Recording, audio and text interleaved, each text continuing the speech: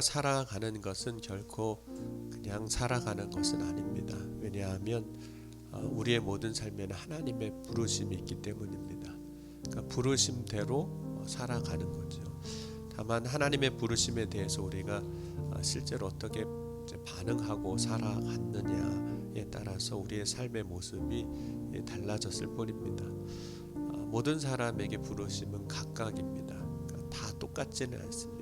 부르심의 모양은 다양한 거죠. 하지만 우리가 하나님의 그 부르심에 합당하게 살아갈 때 그 삶을 통해서 하나님의 선하신 뜻이 우리의 삶에 또 가정의 교회에 이 땅 위에 이루어지는 겁니다. 예수를 믿는 사람들에게 저나 여러분에게 그러나 동일한 부르심이 하나 있는데 그것은 목사나 교사나 장로나 권사나 그 직분과 상관없이 혹은 나이가 많거나 혹은 적거나 남자나 여자나 상관없이 모든 그리스도인에게 주신 부르심이 있는데 그것은 복음을 전하고 선포하는 겁니다.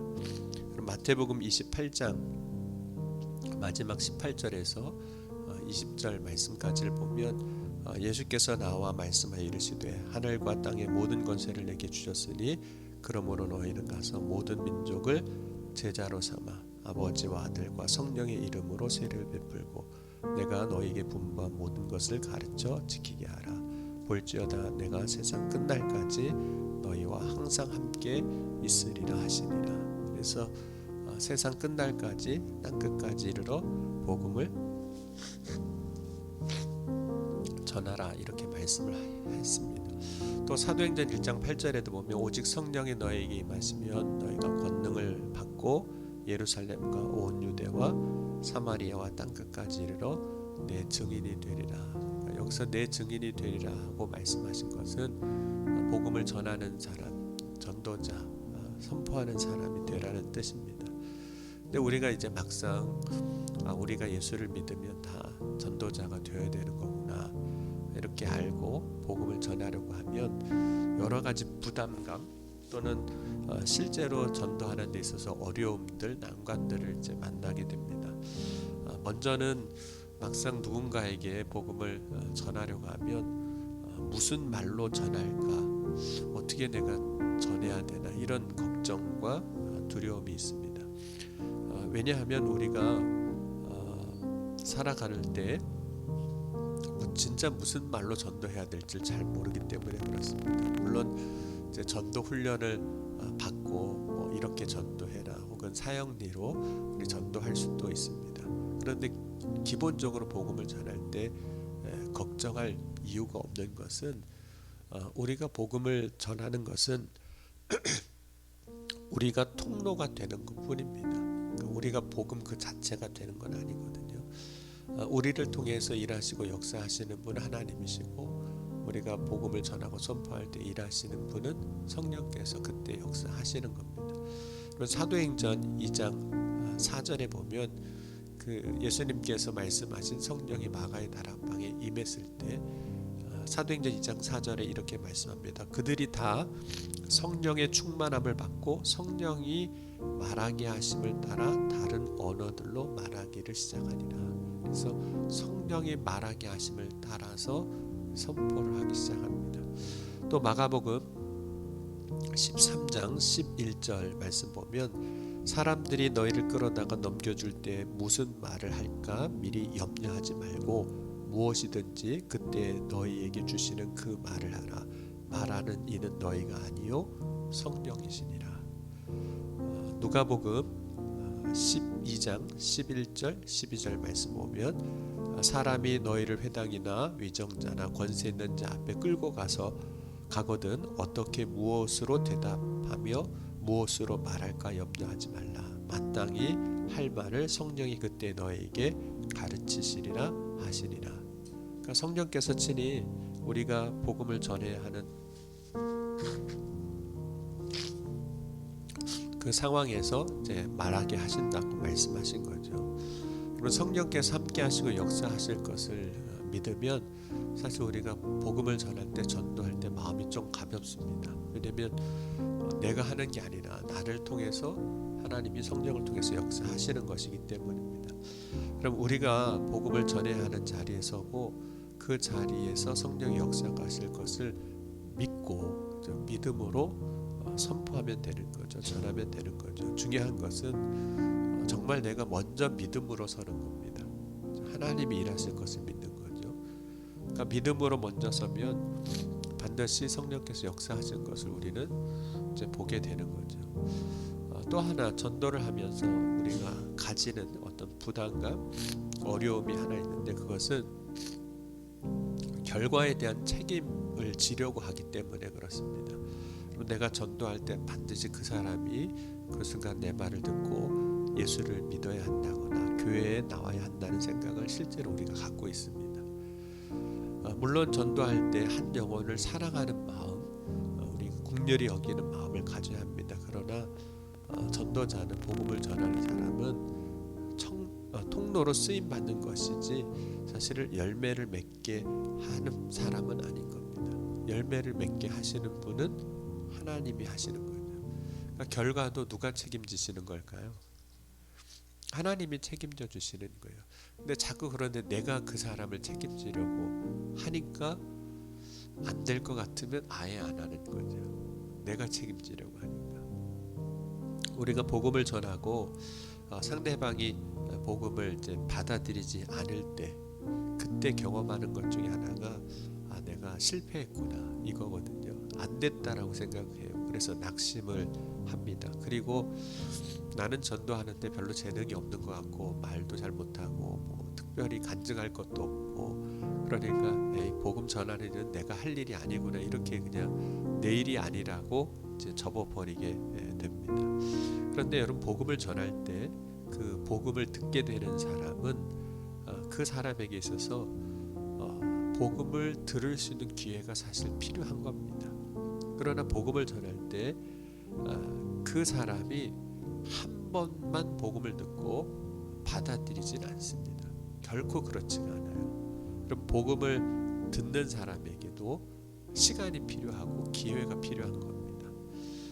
내가 어떻게 예수를 믿게 되었는지, 복음은 내가 어떻게 이 복음을 받아들였는지를 한번 우리 스스로가 생각해 보면 절대로 우리도 한 번에 예수 믿은 게 아닙니다. 그러니까 우리도 누군가가 말하는 그 사람의 한마디를 듣고 교회를 나오거나 예수를 믿게 된 것이 절대 아니라는 거예요. 우리도 몇 번의 과정, 아니 몇 번의 과정이 아니라 그 이상의 수십 번 혹은 수백 번의 과정들, 더 많은 전도자들이 복음을 전하는 그 과정이 있었습니다. 다만 그것을 거부하다가 결국에 어느 순간에는 받아들이게 되는 그 일이, 사건이 있었던 거죠. 물론 이때 전도자들은 나와 전혀 상관없는 정말 길에서 만나는 사람일 수도 있지만 대부분 우리가 가족이나 친구를 통해서 복음을 전했기 때문에, 받아들였기 때문에 그 과정이 이미 지나가 버려서 잘 기억이 안 날 뿐이에요. 그러니까 처음부터 얘야 교회 가자, 예 알겠습니다 그러고 나오신 분 있으세요? 물론 어렸을 때 그냥 손잡고 나온 사람은 어쩔 수 없이 나오다 보니까 나와서 그렇게 된 걸 수도 있지만, 혹시 예수를 안 믿다가 결혼하고 교회 나오신 분들도 처음부터 그냥 나오시게 되는 게 아니거든요. 그 과정들이 있어요. 근데 우리는 이미 다 지나가서 그 과정이 기억이 안 나서 그러는 거예요. 그럼 우리가 복음을 전할 때 당장 그 사람이 복음을 받아들이지 않는다고 해서 실패한 게 아닙니다. 그것은 복음을 위한 과정인 거예요. 그 사람에게 복음이 전하여지기 위한 과정인 겁니다. 그럼 우리가 이제 그런 생각을 하거든요. 이제 우리 자녀들이나 가까운 사람들이 예수를 안 믿게 될 때 그들을 위해서 기도할 때 하나님, 저 사람이 사울이 다메섹으로 가다가 꼬꾸라져서 주님 만난 것처럼 만나게 해달라고 그런 기도를 하거든요. 근데 사울도 어느 날 갑자기 예수를 믿게 된 그런 것이 아닙니다. 왜냐하면 다메섹으로 가다가 부활하신 주님을 만난 건 맞아요. 그때 사울의 삶이 변화된 것이 맞습니다. 그러나 사울에게도 이미 복음이 계속해서 전해지는 기회들이 있었어요. 다만 그가 듣지 않았을 뿐인 겁니다. 우리 사도행전 7장 60절, 8장 1절 함께 읽겠습니다.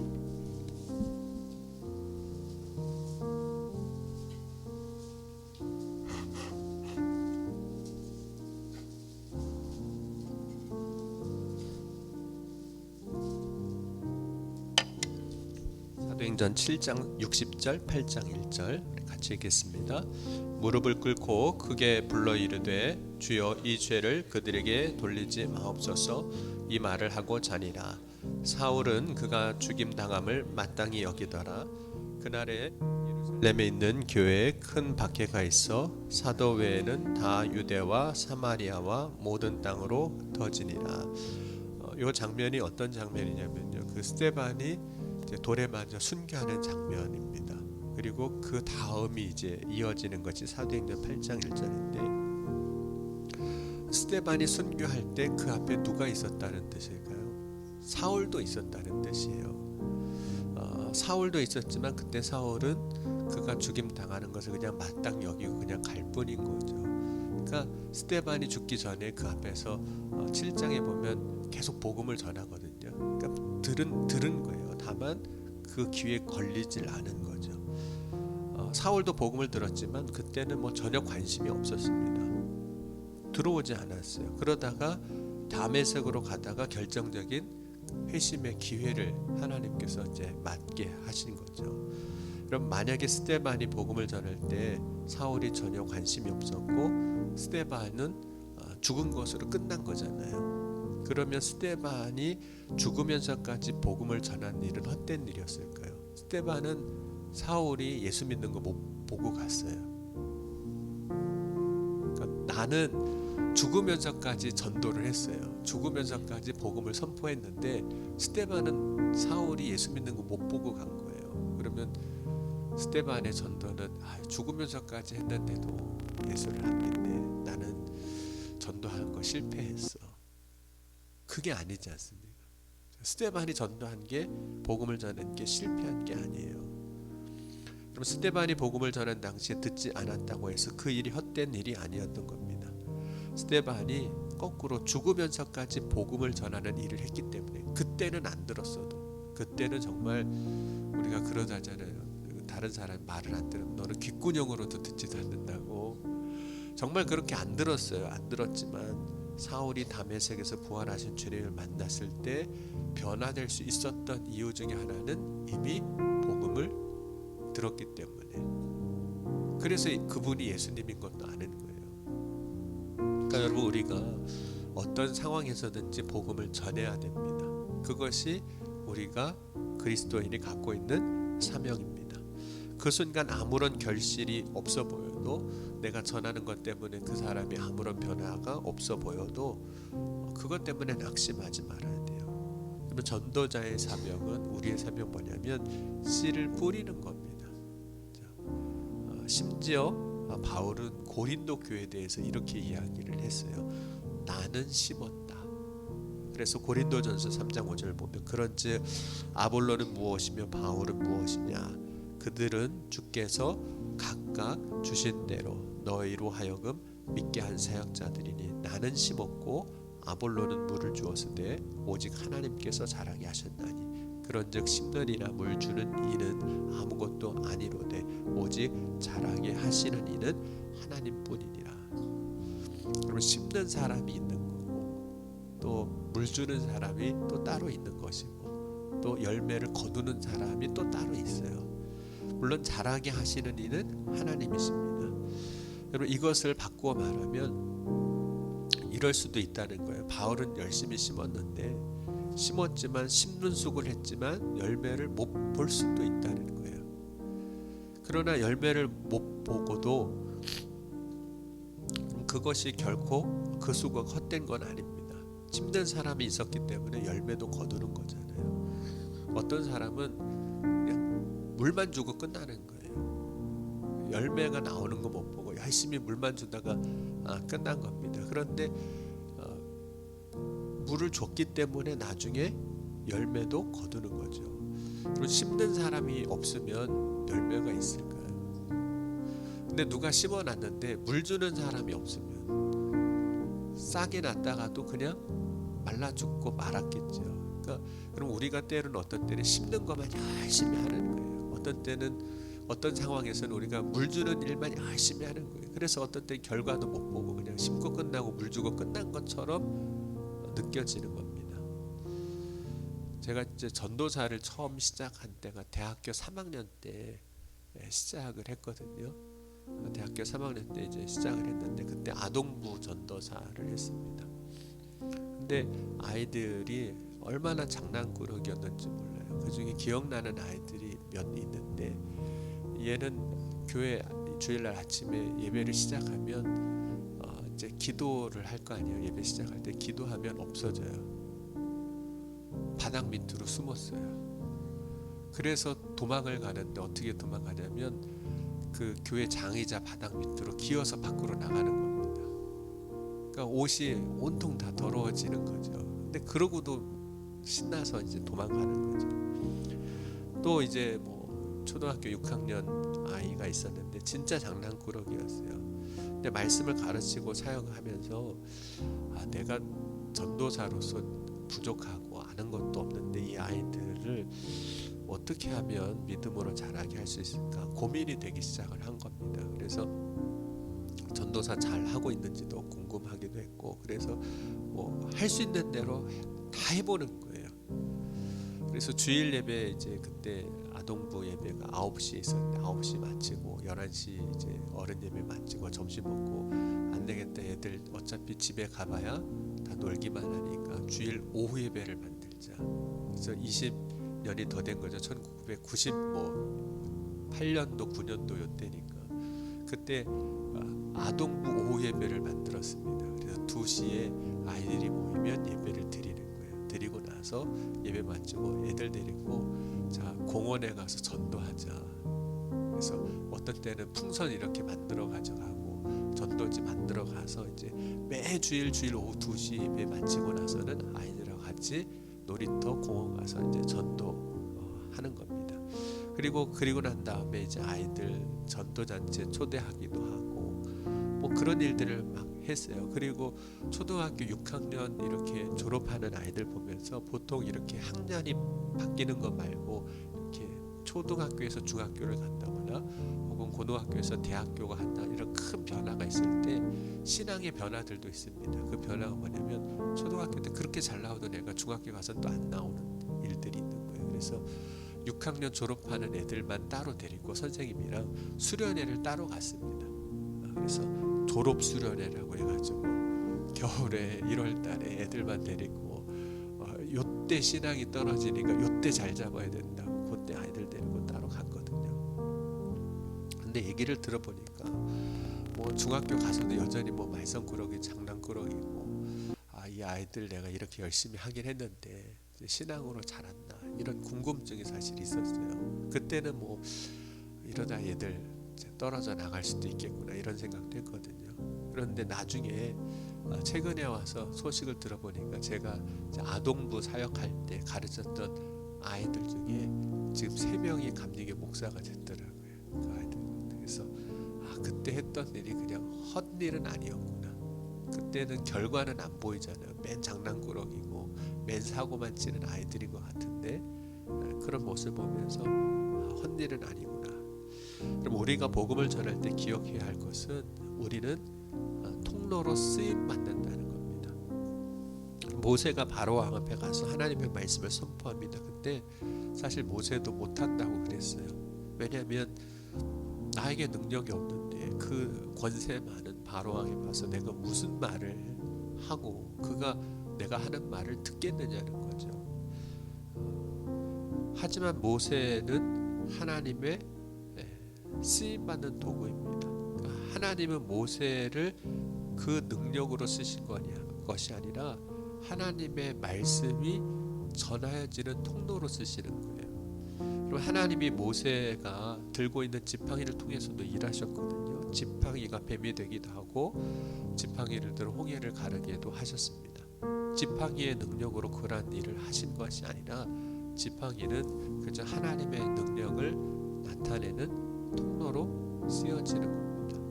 그럼 오늘 우리도 복음의 통로로 그렇게 쓰여지는 거예요. 우리가 뭐 능력이 대단해서 우리의 능력으로가 아니라 그저 믿음으로 그렇게 하겠다고 고백하고 선포하는 우리를 통해서 주의 복음이 흘러가게 하시는 겁니다. 전하여지게 하는 거죠. 다만 이제 우리가 온전한 통로가 되기 위해서 준비되어야 할 것이 있는데 디모데후서 2장 20절 21절 보면 큰 집에는 금그릇 은그릇뿐 아니라 나무그릇 질그릇도 있어 귀하게 쓰는 것도 있고 천하게 쓰는 것도 있나니 그러므로 누구든지 이런 것에서 자기를 깨끗하게 하면 귀 쓰는 그릇이 되어 거룩하고 주인의 쓰임에 합당하며 모든 선한 일에 준비함이 되리라. 금, 은, 질 이런 재료의 문제가 아니라는 거예요. 깨끗한 그릇이 쓰임 받는다는 거죠. 그러니까 하나님 쓰시기에 우리는 준비만 되면 우리가 어떤 능력을 갖고 있느냐 그게 문제가 아니라는 거죠. 여러분 열매는 주님이 맺게 해 주시는 줄 믿습니다. 우리가 해야 할 것은 내 삶의 자리에서 복음을 전할 때 선포하는 거예요. 나는 통로로 쓰임 받는 것뿐입니다. 하나님이 일하시는 거예요. 우리가 당장 선포하고 전하는 것으로 열매를 그 순간에 못 볼 수 있습니다. 그러나 하나님은 반드시 열매 맺게 해 주시는 것을 믿고 믿음으로 우리가 해야 할 일을 해나갈 수 있기를 주의 이름으로 간절히 축원합니다. 주 예수를 믿으라 그리하면 너와 내 집이 구원을 얻으리라 그랬습니다. 우리는 그 일에 때로는 심는 일을 하는 거고 물 주는 일을 하는 거고 통로로 쓰임 받는 겁니다. 오늘 이 아침에 저와 여러분이 하나님의 나라에 귀 쓰임 받는 저와 여러분이 될 수 있기를 주의 이름으로 간절히 축원합니다.